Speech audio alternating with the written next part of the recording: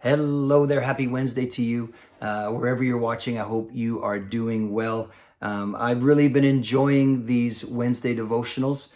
They've been like a midweek shot in the arm of encouragement, hope, perspective, and boy, oh boy, do we need that during this crazy season that we're in. What I want to share today is something that I have found great encouragement, hope, perspective in really as far back as I can remember. I grew up in a home where both my parents were very vocal about their faith in God. They did a great job of living out their relationship with Him in front of us kids.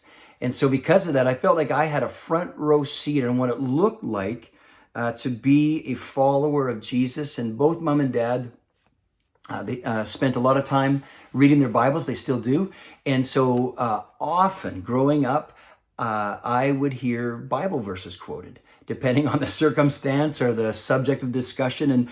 And one of those passages that I grew up hearing is Proverbs 3, verses 5 and 6. And many of you know this. It says, "Trust in the Lord with all your heart and lean not on your own understanding. In all your ways acknowledge Him, and He will make your path straight." For many years, I have really drawn from those two verses lots of encouragement, especially now in what we're going through.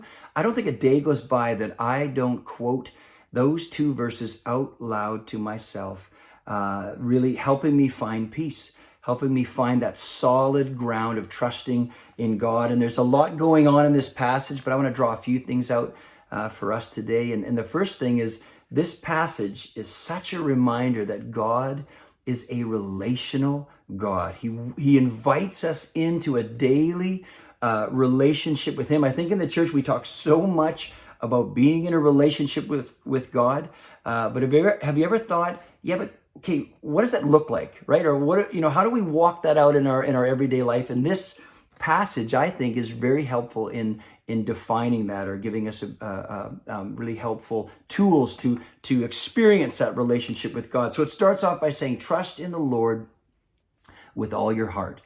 And when I read that, here's where my mind goes. Remember the show, Who Wants to Be a Millionaire, right? Remember that show? I think it's making a comeback now. But on that show, the contestants would choose a friend to call in case they got stumped. And of course, they would choose a friend that they're like, okay, I'm picking Joe because Joe is really smart. And really, what God is inviting us into in that first verse is, every day when you get up, pre-choose Him to be the friend that you call on, right? You don't know what's coming, but I guarantee at some point during the day, you're going to get stumped.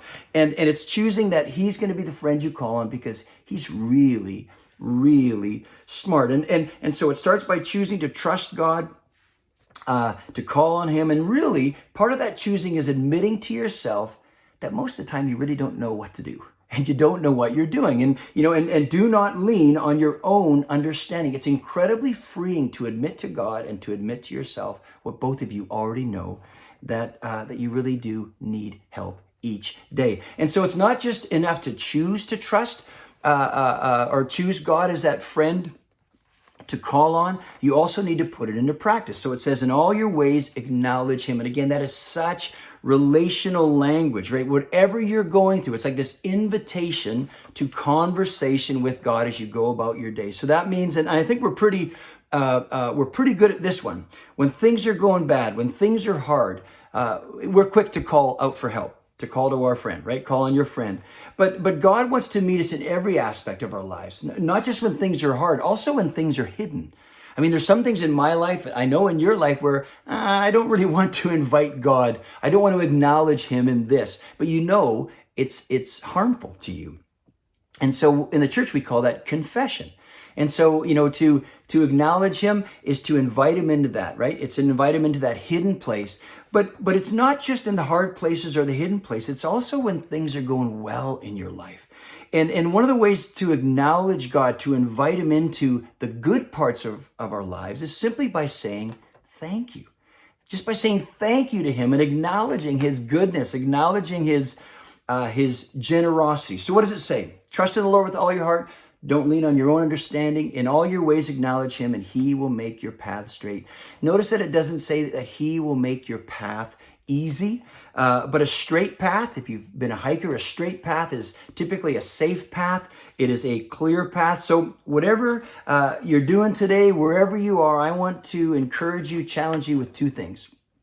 One is this: memorize these two verses. They're pretty easy to memorize. Get them in your head and say them over and over. And number two is make that choice every day of getting up each morning and choosing that God is going to be the friend that you call on.